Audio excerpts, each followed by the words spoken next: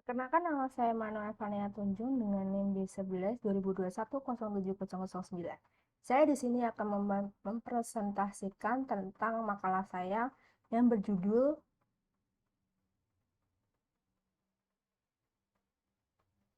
Laporan Hasil Penelitian Quality Control Productivity dan Agriting Planning pada PT Buana Intra Gobalindo, Semarang. Di mata kuliah Praktikum Manajemen Operasional. Yang pertama, kita akan menjelaskan tentang ringkasan. Dalam perusahaan konstruksi ini merupakan suatu badan usaha yang bergerak dalam bidang pembangunan proyek dengan infrastruktur, sarana, dan juga prasarana secara fisik maupun untuk kepentingan perusahaan sesuai dengan peraturan, rencana, dan juga hukum yang berlaku. Di sini salah satu perusahaan konstruksi yang bernama PT Buana Intra Gobalindo yang berada di Semarang adalah perusahaan di bidang konstruksi jasa yang sudah memiliki karyawan dan pekerja lainnya. Pada bidang konstruksi jasa ini sangatlah dibutuhkan oleh pengusaha yang ingin memiliki usaha konstruksi akan memberikan kontrak sesuai pada konsumennya. Setiap komposisinya dalam konstruksi ini sesuai dengan yang diperintahkan.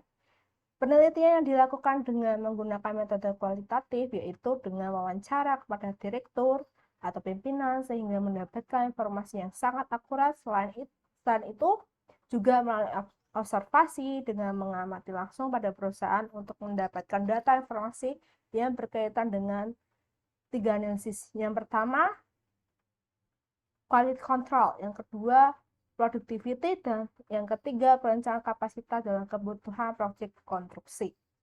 Di sini juga kita bisa bertujuan untuk pertama mengidentifikasi kondisi secara internal dan eksternal perusahaan yang terdiri dari kekuatan, kelemahan, peluang, dan ancaman suatu perusahaan konstruksi.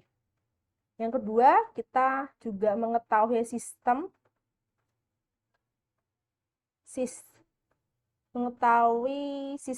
dalam produktivitas dalam karyawan, quality control dalam perusahaan konstruksi jasa, dan perencanaan dalam kapasitas dalam proyek perusahaan. Misalnya dalam waktu berapa lama, perencanaan kapasitas perusahaan, produktiviti pada perencanaan, produktivitas konstruksi apa aja maupun kualitasnya dalam input maupun outputnya, apakah ada hambatannya juga. Di situ kita akan menjelaskan satu persatu. Yang tiga itu adalah faktor-faktornya dalam lingkungan internal perusahaan ini. Yang pertama, kekuatan yang dimiliki perusahaan ini. Yang pertama, match yang kuat. Yang kedua, basis pelanggan yang loyal. Yang ketiga, hubungan karyawan yang baik. Yang keempat, operasi dalam proyek yang akan efisien. Yang kelima, adanya sumber daya manusia. Yang kelemahannya yang pertama itu adalah adanya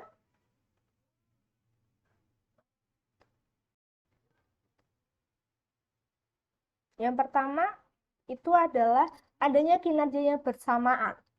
Maksudnya di sini adalah kinerja bersamaan dalam arti satu perusahaan lain sama perusahaan lain, karyawan yang lain, maksudnya itu dari karyawan yang pertama sama karyawan yang kedua itu ada mempunyai pekerjaan yang bersamaan, penjadwalan juga bersamaan. Itu adalah kelemahan dalam perusahaan ini. Yang kedua adalah anggota tim yang baru. Yang ketiga, jadwal yang terbatas gitu. Terus juga ada peluangnya. Yang pertama, kinerja yang berkembang. Kinerjanya dalam arti kinerja dalam perusahaan itu sangat per tahunnya tuh selalu berkembang. Yang kedua, teknologinya baru. Yang ketiga, akses ke sumber dayanya. Yang keempat adalah kondisi ekonomi yang dikembangkan, yang menguntungkan. Tuh. Terus ada ancaman yang dihadapi oleh perusahaan ini adalah tidak menganggap itu adalah ancaman. Ya. Itu adalah cuma menjadi saingan aja. Dikarenakan kita bisa menyesuaikan proyek yang secara langsung menjadi pertemanannya. Tuh. Jadi untuk perusahaan ini tidak ada kata saingan, tidak ada kata ancaman. Cuma menjadi misalnya nanti kalau misalnya sudah mendapatkan kontrak nih, udah mendapatkan kontrak, nah sudah difokus itu kontrak itu aja dulu, diselesaikan kontrak itu dulu, baru nanti kalau sudah menjadi pertemanan seperti biasa begitu. Jadi itu menjadi bukan menjadi ancaman tapi menjadi persaingan saja untuk di perusahaan itu. Terus yang kedua, kita akan menjelaskan yang pertama pendahuluan, yang kedua dan tinjauan pustaka, yang ketiga tujuan penelitian, keempat metode penelitian, kelima hasil dan pembahasan, dan keenam adalah kesimpulan dan saran. Yang pertama kita akan menjelaskan yang satu persatu. Yang pertama kita adalah menjelaskan pendahuluan. Apa itu pendahuluan? Pendahuluan itu ada 4 macam. Ada 4 macam. Yang pertama latar belakang. Latar belakang ini dengan mengatasi permasalahan, instruksi dan beberapa metode yang digunakan untuk mengendalikan suatu proyek, salah satunya mengolah productivity dalam pengerjaan dan menganalisis jaringan kegiatan untuk menjelaskan proyek dalam segala prediksi. Waktu pengerjaan dan tenaga yang dihasilkan dalam proyek konstruksi ini sebagai konstruksi sebagai quality control dalam perusahaan dan menjadi agreement planning atau perencanaan suatu rencana proyek ini yang disesuaikan dengan kontrak yang telah dibuat. Terus metode productivity ini kita dapat melihat tentang produktivitas dapat membantu menunjukkan hubungan setiap aktivitas dengan lainnya terhadap keseluruhan proyek ini, bisa mengidentifikasi hubungan, terus bisa menunjukkan perkiraan waktu yang dihabiskan, yang bisa dilakukan setiap aktivitasnya. Di sini kita bisa menjelaskan apa itu apa itu latar belakang. Latar belakang tuh di sini bisa lebih singkatnya, lebih padatnya adalah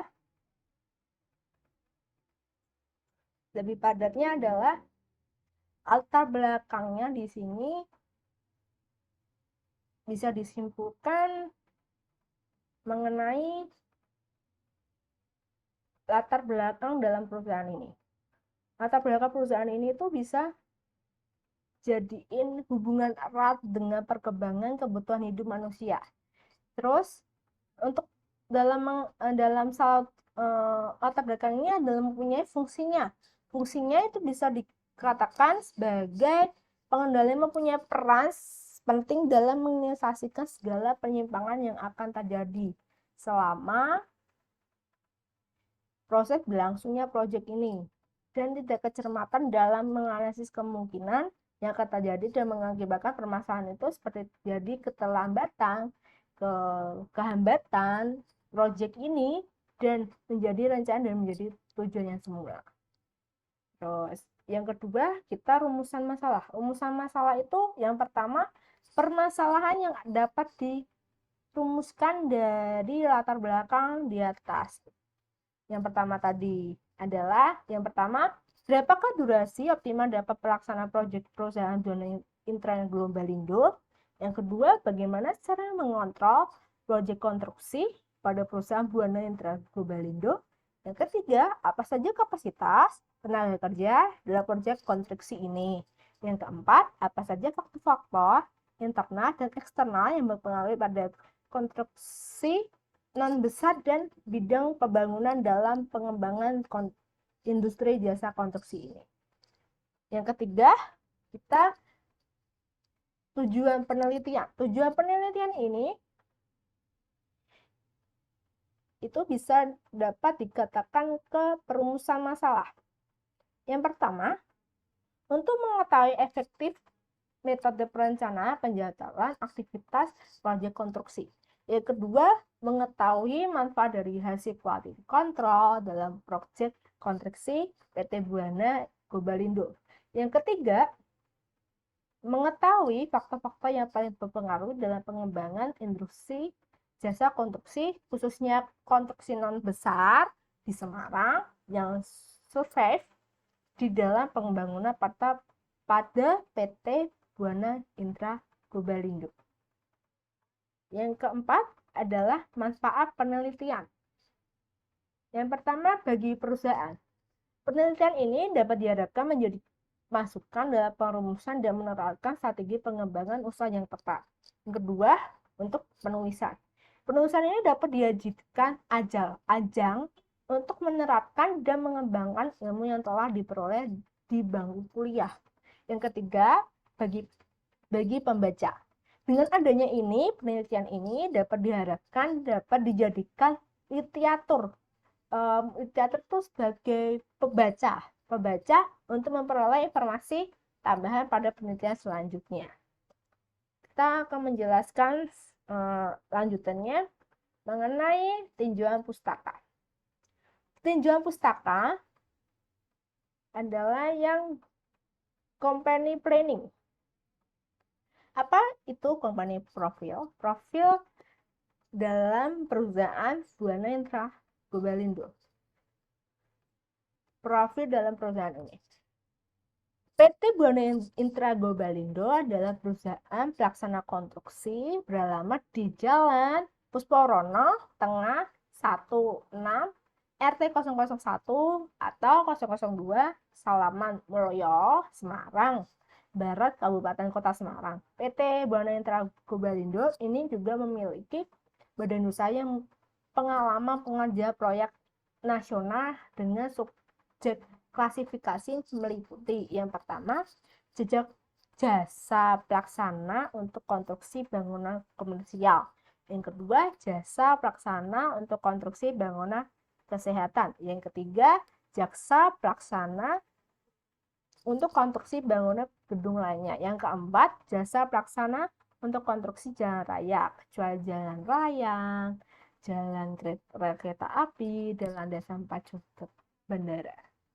Terus, sistem yang digunakan PT Buana Intra Gobalindo ini dapat di bidang proyek konstruksi secara jasa dan inovasi. Desain adalah produktivitinya.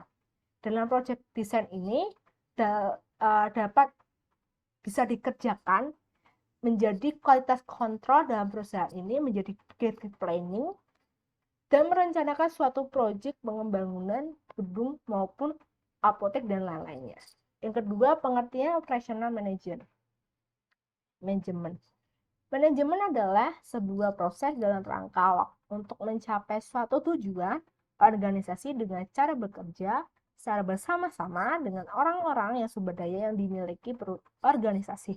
Manajemen operasional ini suatu usaha yang mengolah secara maksimal penggunaan semua faktor produksi yang baik itu tenaga kerja SDM, terus mesin, peralatan, terus material, terus faktor produksi yang lainnya, dan dalam proses transformasi menjadi berbagai macam produk barang atau jasa yang lainnya. Yang kedua, ini juga menjadi tanggung jawab operasional manajemen. Yang pertama, itu bisa menghasilkan barang atau jasa. Itu adalah tanggung jawab dalam manajemen operasionalnya. Yang kedua, mengetahui mengenai fungsi operasional sistem informasinya. Yang ketiga, mengkaji pengambilan sebuah keputusan dan suatu fungsi operasional. Selanjutnya, kita punya fungsinya, produksinya, dan operasionalnya itu apa sih? Adalah proses produksi serta operasional, jasa penunjang dalam pelayanan produksi, planning atau perencanaan, controlling, pengendalian, dan pengawasan. Yang ketiga adalah pengertian perusahaan konstruksi. Perusahaan konstruksi ini adalah suatu badan usaha yang bergerak dalam bidang pembangunan, infrastruktur, sarana, prasarana fisik maupun kepentingan masyarakat sesuai dengan berlaku. Konstruksi jasa ini menjadi salah satu bidang industri yang masih berkembang sehingga mampu membuka lapangan pekerjaan dan memberikan pendapatan bagi tiap lapisan masyarakat. konstruksi ini juga memiliki peran penting dalam pengembangan dan pertumbuhan nasional. Itu adalah pengertian dari perusahaan konstruksi. Bisa dikatakan juga perusahaan konstruksi ini menjadi punya karakteristik. Karakteristiknya adalah yang pertama itu memiliki risiko tinggi dan ketidakpastian. Yang kedua dipengaruhi konsumen. Yang ketiga biaya dan jadwalnya infrastruktur. Terus yang keempat sama peraturan K3 yang ketat. Tuh. Terus untuk jasa konstruksi ini itu sangatlah penting dalam pembangunan nasional, dikarenakan juga dengan jasa konstruksi ini menjadi landasan pertumbuhan sektor-sektor dalam pembangunan nasional seperti sektor pertambangan, terus jasa konstruksi berperan dalam menyediakan lapangan kerja. Industri konstruksi ini juga memiliki karakteristik yang berbeda-beda dengan industri lainnya.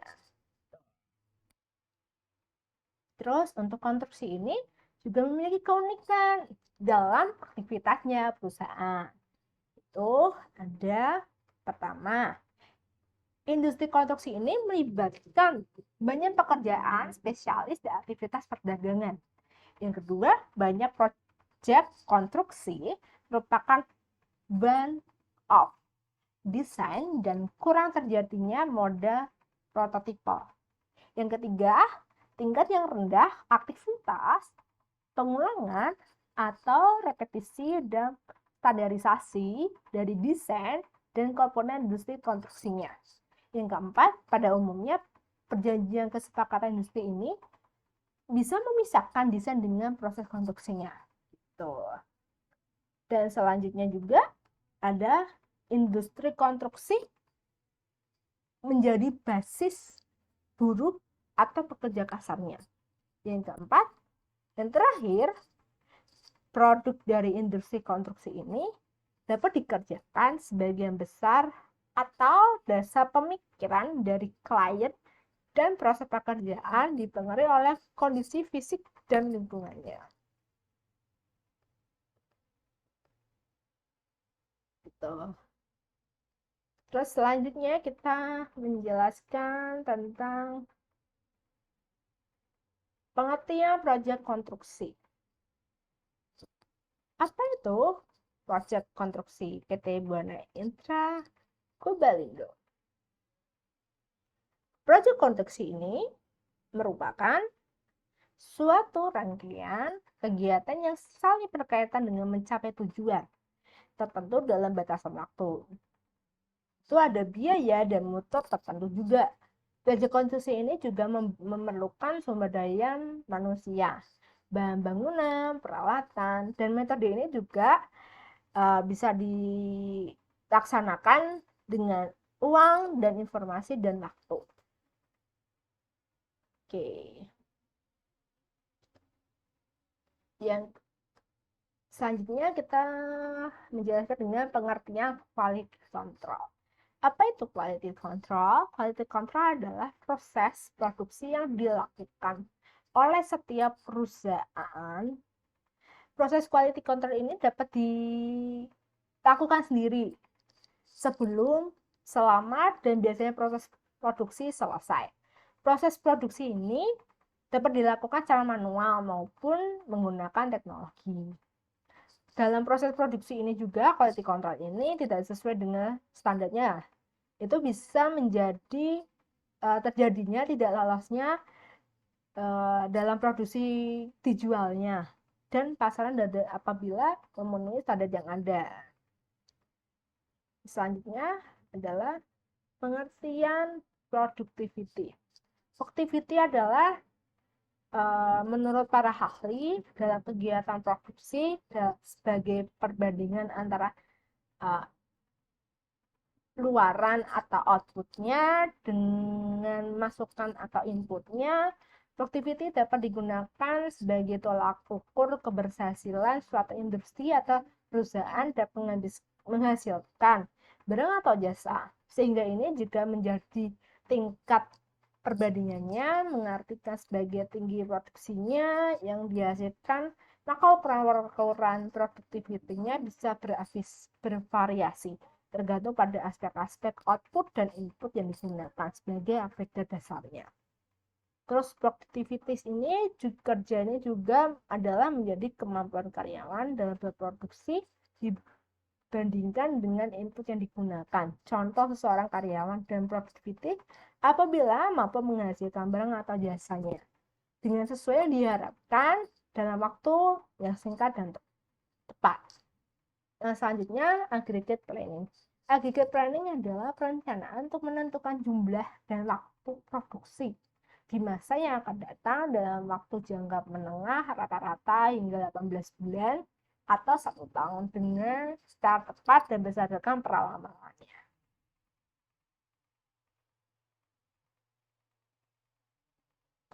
Selanjutnya kita menjelaskan tentang tujuan penelitian. Tujuan penelitian ini bagi perusahaan, pertama, penelitian diharapkan menjadi masukan dalam merumuskan dan menerapkan strategi pengembangan usaha yang tepat. Yang kedua, bagi pengusaha, itu bisa membantu pengusaha memperkirakan penjualan periode yang akan datang, menambah pengetahuan kepada pengusaha tentang penjadwalan kinerja sesuai dengan penugasan sebagai perbandingan antara luaran atau outputnya dan masukan atau inputnya, produktivitas dapat digunakan sebagai tolak ukur keberhasilan suatu industri dapat menghasilkan barang atau jasanya.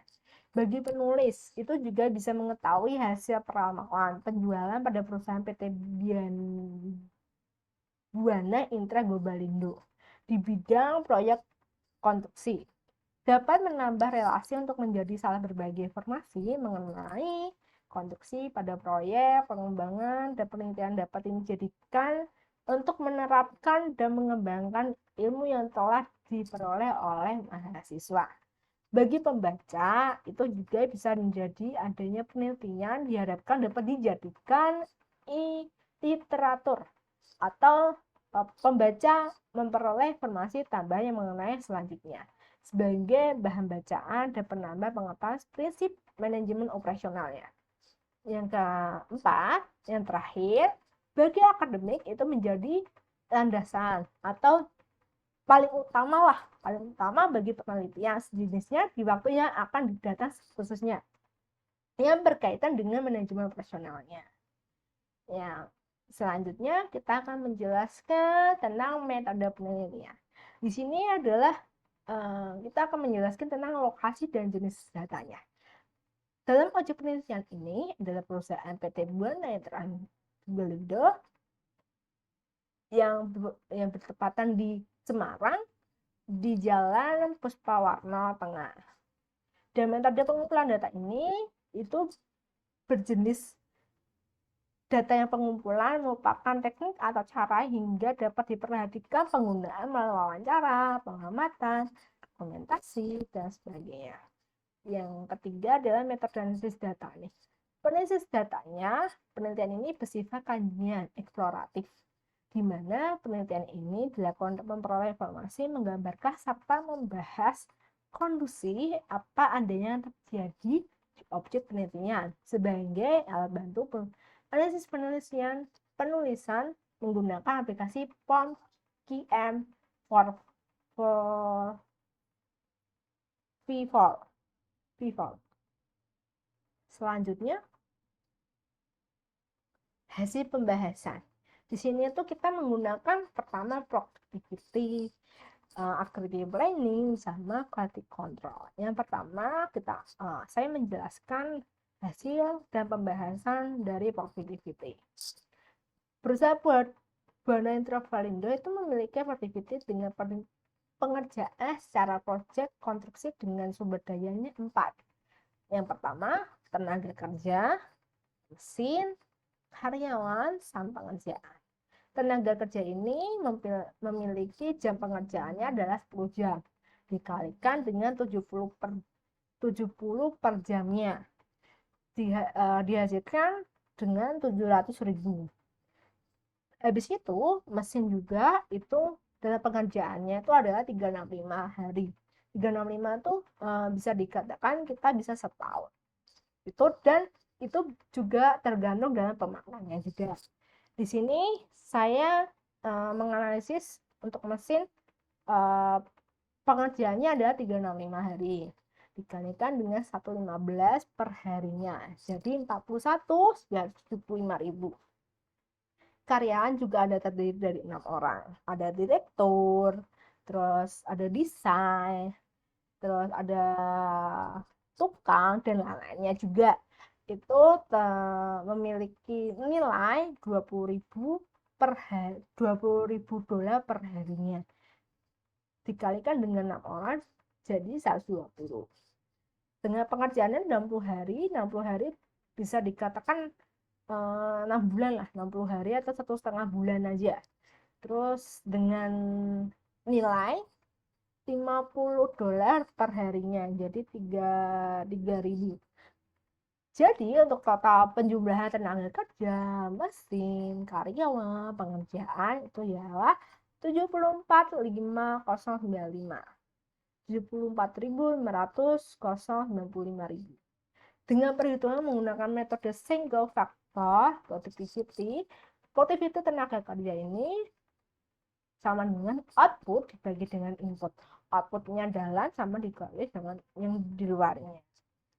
Sama dengan 4 dalam arti sumber dayanya kan ada 4 nih. Ada tenaga kerja, mesin, karyawan, pengerjaan dibagi dengan hasil tenaga kerja perkalian dalam 10 jam dikali 70 per jamnya. Makanya dibagi 4 dibagi 700.000. Jadi 0,000571. Yang kedua, perhitungan menggunakan metode multifaktor productivity. Ini juga bisa productivity itu output dan inputnya. Jadi 4 dari yang tadi sumber daya dibagi dengan hasil totalnya. Jadi hasilnya 0,00053. Selanjutnya, grid planning. Grid planning itu perencanaan. Perencanaan dengan menggunakan heuristik dalam perusahaan Bonanza Global Indoor dalam perekrutan dan biaya yang dibutuhkan sebagai perusahaan. Sebagai perusahaan dan sebagai berikut. Untuk ini itu bisa dikatakan sebagai project manajemennya, bisa diartikan seperti itu. Ini untuk aktivitasnya kita lihat untuk aktivitasnya ini aktivitasnya ada A, B, C, D, E, F, G. Itu ada beberapa. Ada A, ada B, ada C, ada D, ada E, ada F, dan ada G. Ada 7 aktivitas. Dari 7 aktivitas itu mempunyai waktu yang nominal yang sangat berbeda-beda. Yang pertama, nominal yang A itu adalah 4, yang B adalah 2, yang C adalah 1, ada yang D juga 3, E 4, F 2, dan G-nya 2. Itu dengan waktu nominal yang berbeda-beda yang saya jelaskan tadi. Terus untuk biaya nominal juga yang berbeda-beda dari aktivitasnya, dari awal sampai akhir itu juga beda-beda. Yang pertama, aktivitas yang pertama itu adalah dengan hasil 5.000, yang B 2.000, yang C 1.500, yang D 3.000, yang E 4.000, yang F 5.000, dan yang G 4.500. Itu biaya nominalnya, biaya yang dihasilkan lah bisa dikatakan. Untuk waktu crushnya, waktu yang dibutuhkan itu adalah yang aktivitas A-nya 4, itunya 2, C-nya 2, terus yang D-nya 3, E-nya 3, F-nya 2, dan G-nya 2. Biaya crushnya itu juga bisa yang dihasilkan atau yang dibutuhkan itu senilai 6.000 yang A, aktivitas yang B juga 3.000, aktivitas yang C itu 3.000, aktivitas yang D itu 4.000, E 5.000, F itu 6.000, dan G itu 5.000. Terus biaya kelas per periode. Kelas periode itu dalam arti kelas yang dalam waktu awal dan akhirnya. Di aktivitas yang awal dan akhirnya itu yang pertama aktivitas A-nya tuh dihasilkan 3.000, 5.000, 1.000, 2.500, 1.000. 1.000, 4.000, 3.500. Nah, di sini bisa dilihat untuk A-nya ini dengan aktivitas yang tengah, terus yang 0 ini 4 itu yang dihasilkan dari atasnya. Jadi kayak kita bisa menggunakan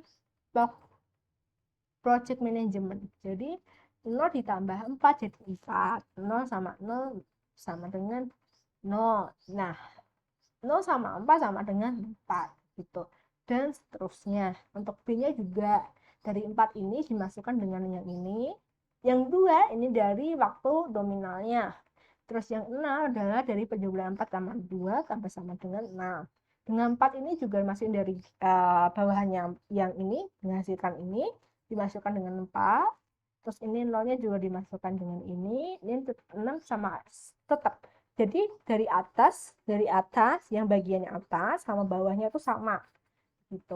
Terus yang C yang bawahnya yang B-nya itu sama dengan penjumlahan yang sama juga. Jadi jalur kritisnya adalah A, B, D, F, dan C, E, G. Tuh.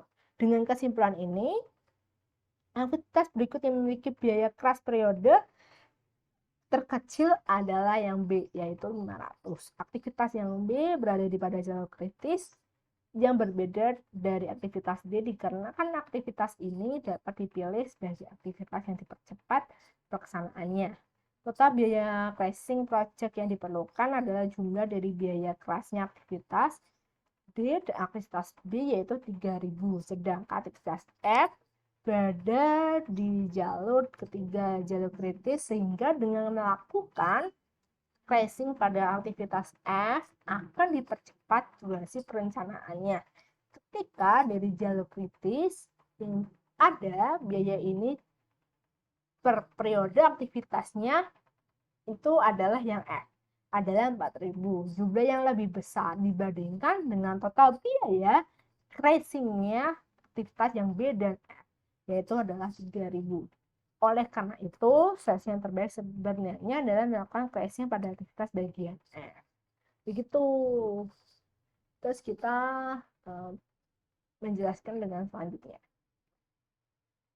Perhitungan POM-nya.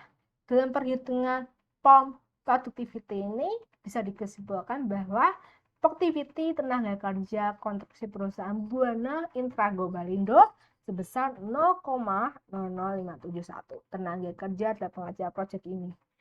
Sedangkan untuk multifaktor productivity menggunakan POM itu mendapatkan sebesar 0,00536 pengerjaan atau rupiah.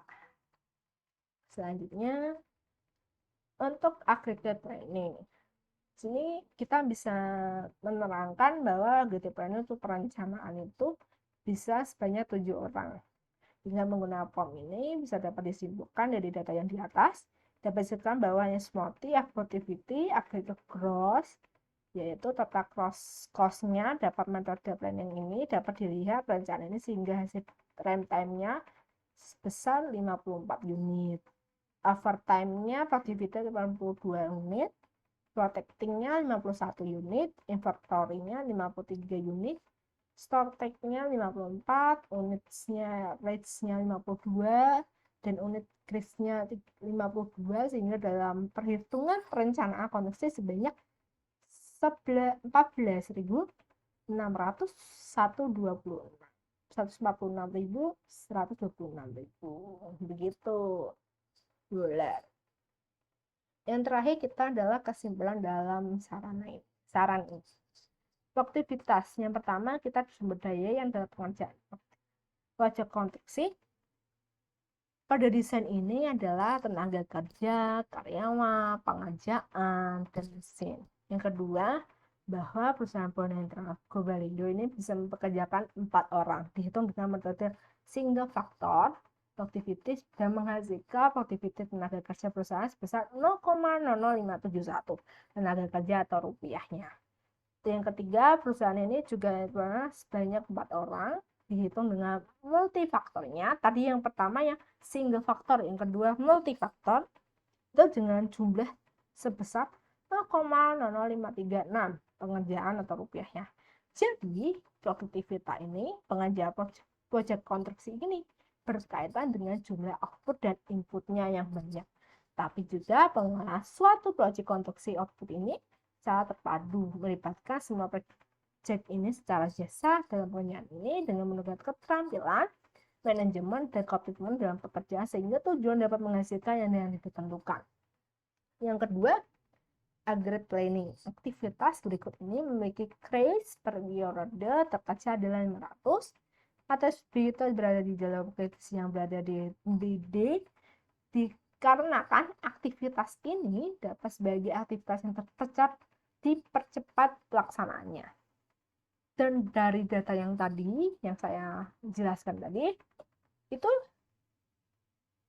bahwa multi produksi average gross domain yaitu total cost-nya dapat activating planning dapat dilihat dalam perencanaan ini. Sehingga dari hasil regular time production besar 54 unit, overtime production 52 unit, context-in 51 unit, inventory 53 unit, Strotec adalah 54 unit, unit trace-nya 52 unit, dan increase-nya 52. Sehingga perhitungan perencanaan ini sebanyak 146.626 ribu. Dan berdasarkan ini juga dalam penelitian ini bisa disimpulkan bahwa memiliki total biaya planning dan peningkatan cost dalam pengerjaan konstruksi sehingga mendapatkan demand sebesar 24673,9 dan production-nya sebesar 22847,8. Selanjutnya yang paling terakhir itu teman-teman, Pak Imam dan sekalinya, sekian dari presentasi dari saya. Kalau maaf dengan kata-kata salah atau penjelasan yang kurang, dimaafkan dan sebesar-besarnya. Terima kasih. Assalamualaikum warahmatullahi wabarakatuh.